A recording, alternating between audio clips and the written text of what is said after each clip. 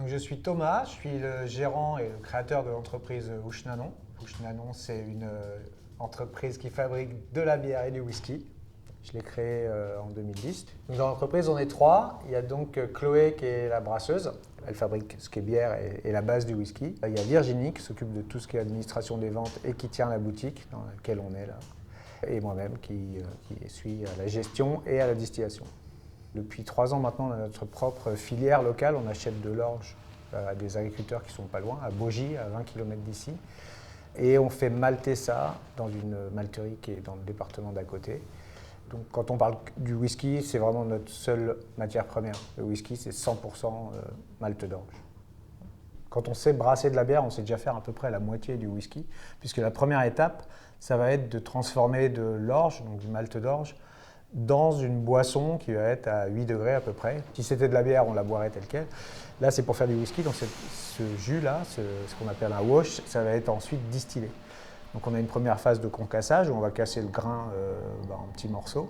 C'est une phase assez importante qui va permettre de mobiliser les enzymes qui y a à l'intérieur du grain quand on va les mélanger à de l'eau ensuite. Ça, c'est ce qu'on appelle le brassage. Donc la phase suivante, c'est qu'on mélange tout ça avec de l'eau. Pendant 1 heure, ça reste à une température qui va être à 64 degrés. Et cette température-là va permettre de transformer l'amidon de l'orge en sucre, en maltose. Et là, déjà, on a fait une belle étape puisqu'on a transformé l'amidon d'un grain d'orge en sucre qui va pouvoir être transformé en alcool par les micro-organismes. Et ça prend à peu près une demi-journée. C'est ce qu'on appelle le mou, du coup, ce sirop de sucre de malt.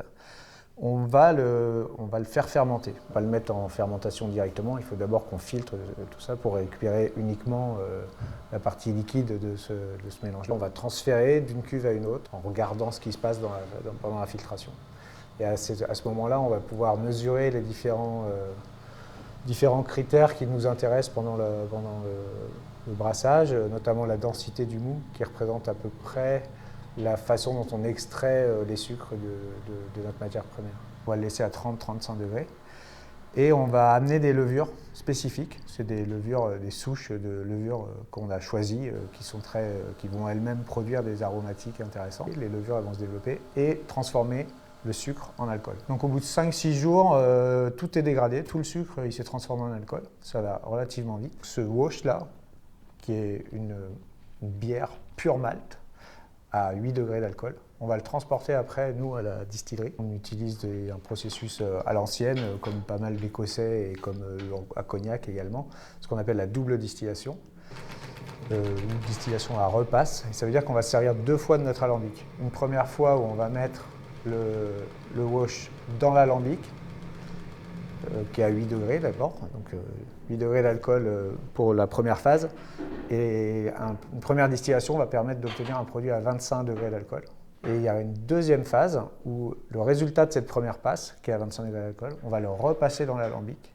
Et là, on va passer de 25 degrés à 70 degrés d'alcool. On ne garde pas à 70 degrés, on réduit le taux d'alcool à 62 degrés d'alcool et on le met dans des barriques.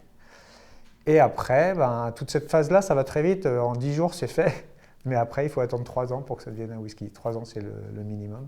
L'appellation whisky, c'est vraiment simple, en fait. C'est un alcool de céréales vieilli 3 ans dans des fûts en bois. Mais en disant ça, on a une énorme palette de ce qu'on peut faire, parce qu'on peut utiliser toutes les céréales qu'on veut. On peut faire vieillir dans tous les fûts en bois qu'on veut.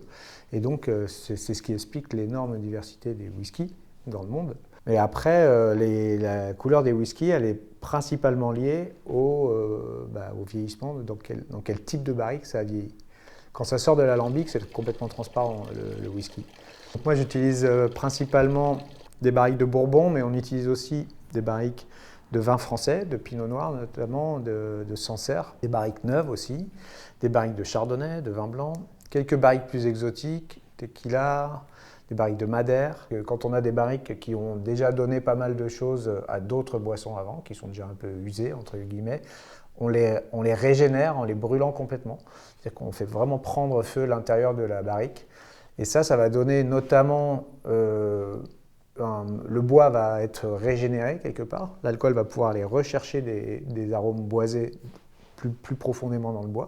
Et en plus, ça va donner un petit côté fumé, sans avoir des maltes qui ont été fumés, donc des aromatiques fumées qui proviennent du vieillissement. Et donc ça, on en a de plus en plus. C'est un peu la patte de la brasserie qu'on aimerait, enfin de la distillerie qu'on aimerait mettre un peu en avant. Quand on distille, c'est vrai qu'on peut faire pas mal d'autres petites choses sympathiques. On a un gin depuis le départ de la distillerie. On a aussi une eau de vie de bière qui est vieillie comme un whisky. Mais j'ai le projet, oui, peut-être de développer des liqueurs ou des choses comme ça, des choses un peu plus parfumées, avec des plantes locales peut-être. Voilà.